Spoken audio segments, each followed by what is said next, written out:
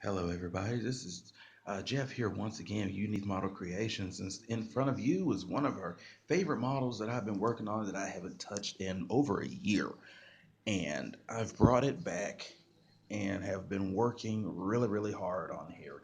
This is the Kit Bash model that I've been working on.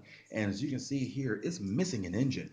Now, that is not from, well, it is from some damage actually, but it was damage did by my hand. Yes, because I ripped off the original engines that were on here. You look at these nacelles right here, and if you remember that 1/537 scale Enterprise that I had been working on that suffered that tragic fate of having something fall on it and both nacelles broke off. Well, these are those nacelles. Yeah, I just went ahead and said, you know what, I'm gonna take those nacelles and I'm gonna put them on this beastie. Also, as well, the bridge dome has come from that, and the reason why is because I changed some of the lighting in this on this model. Um, Originally, I had blue spotlights everywhere, and after a while, it's just a lot of blue. Now, blue is my favorite color, just hands down. Blue is my favorite color, but it was just too much, and I was kind of wanting to get back to a more realistic feel with this kit, with this ship, actually, and for what it is, because like I said, it's more like one of your logistics type ship. You have a problem out in space, and you need to give a call, and your ship is run aground. You need to get tow or some assistance, some kind of repair, anything like that. And that's what this ship is for. And this is a different take. I'm still trying to think of a name actually for this kit. I'm leaning kind of towards Pioneer, um, and get me a number is probably what I'm going to wind up going for. Get the decals so I can be all individual letters and numbers you can get, I think, from Federation Models.com. And I'll go through with that. That's a little bit down the road. So right now, we got to get the model built.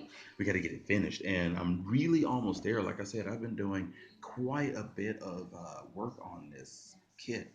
Those nacelles really look cool, actually. Well, that nacelle looks cool on here. I've done a lot of, like I said, I've done a lot of sanding, a lot of smoothing down and stuff. This is the original 537 scale USS Reliant that came out back in the 90s is what this model is. That's when I got this. This was not a one that I found on eBay and got. This is a kit I got back when I was a teenager. So this model kit is actually very, very, very bloody old. Okay, but it has a lot of raised relief bits on it, bumps and stuff, little squares here and there and stuff. I've been sanding all that down where I have these holes inside of the saucer, and I've been sanding around that to get that really, really smooth. Around this deflector dish area, I actually went through and have changed quite a bit of that. It used to go up and then over and then up and curve around here, and then the same down here, coming down, then go over. Well, I just made it a nice little curve edge right here, much smoother, and been doing a heck of a lot of sanding on it and stuff. So I got quite a bit more to do, though. With regards to that, I think I'm gonna wind up just covering up this little square because it's actually I pulled this tape up and it's quite ugly underneath there.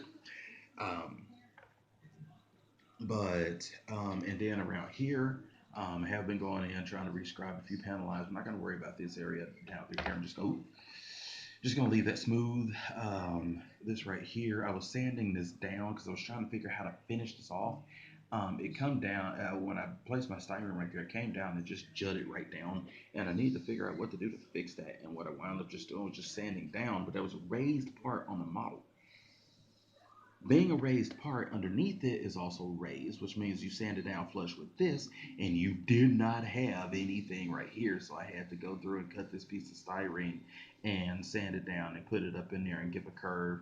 I'm gonna sand this down a little bit and kind of give that a little rounded edge and stuff and make that blend in a little bit more coming down off of the windows back here from the officers lounge area. Now, I'm thinking I'm gonna fill these little ports in right here. These are the original deflectors for a Miranda class starship. But you see, I have much more, recognizable deflector dish, glowing blue deflector dish along the front of here, which I need a little bit of work more, a little bit more work on, but I'm gonna get that on there. Um, so I'm just gonna opt to cover these up. I'm gonna leave this though. Really and truly, if I had been thinking that I was gonna do this, I would have put some lights in that and said, okay, we're reusing those, and it's just gonna glow and give us two more big bright spotlights that would come up out of there and show. But at the same time, these nacelles have two spotlights coming out of that, so that kind of takes the effect of that. So, and once that's up there, that's just gonna look so awesome. That probably should be having that on there sometime tomorrow. But this is super cool. This is super cool, and it made me remember really the fabrication that has gone on to this and what all I've done. So, gone through, like I said, a little bit extra smoothing right here. Usually about four raised lines going through here. Sanded those all down. My little hole right here that I had to cut out to attach additional wiring to run a light for right here to light this dome up right here. Um, I love that blue dome too. It's super cool. Um, I've finally got that covered up and stuff, cut my styrene and put it in there. Been sanding right here where the original pylons come down off the ship to, originally, and then the cells would be underneath it and hanging right there. I've got that sanded down and stuff quite smooth on both sides, all the way around. It's just, just kind of cleaning up the ship finally. So, and doing the last touches and um, puttying and sanding. I got a little bit of puttying I got to do right here, and that's just a result of the work that I've been doing on it. I've knocked putty out, and a piece of styrene that was right here kind of knocked that off, but that's okay. It just means it wasn't glued very well if it came off just that easily. So, um, but that is the work that has been done. The only thing I hate now is that actually the shuttle bay won't be as detailed as what is now in my head versus originally, but it's still awesome thought though. You have all that back there that's just open with the multiple doors and stuff. I do have one 537 scale shuttlecraft and worker bees to go inside of there. So once it's done and it's up, I'm gonna have to try to go in as much as I can, hand painting, and add a little bit of detail inside of there enough that you would be able to see, because it's not like you're gonna be able to see very much on it. And then maybe just slowly and surely, I'll just add shuttlecraft to it and work bees and really give it a highly much more cluttered shuttle bay up in there. Plenty of workers that will be coming out. If say for instance, I'm not exactly sure what era this ship would be in. We know the Miranda class was both in the movie era and the Next Generation era. So, if it was in the Next Generation era, say you got a big Galaxy class starship and needs a lot of work done to it, well, you need a lot of workers inside of there. You need a lot of auxiliary craft, and so far, just one shuttlecraft is not going to cut it. So, but and still, but it is still, like I said, it was a fun thought, and putting it together is just really really fun, and all the fabrication has gone into this. Trying my hand at a lot of styrene and stuff, and it is really really cool. So one last thing I'm going to do here is throw some lighting on this. Now this is where it gets a little bit hairy because it's not necessarily on a switch.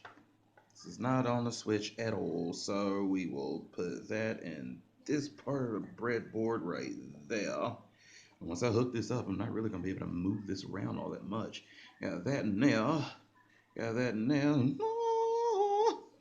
Lighting. All right, I've unmasked quite a few things. You see there, those impulse engines, those big bright orange impulse engines now lit. Since these are those nacelles from the refit, the DLM parts that I put inside of the warp engines are now on this kit.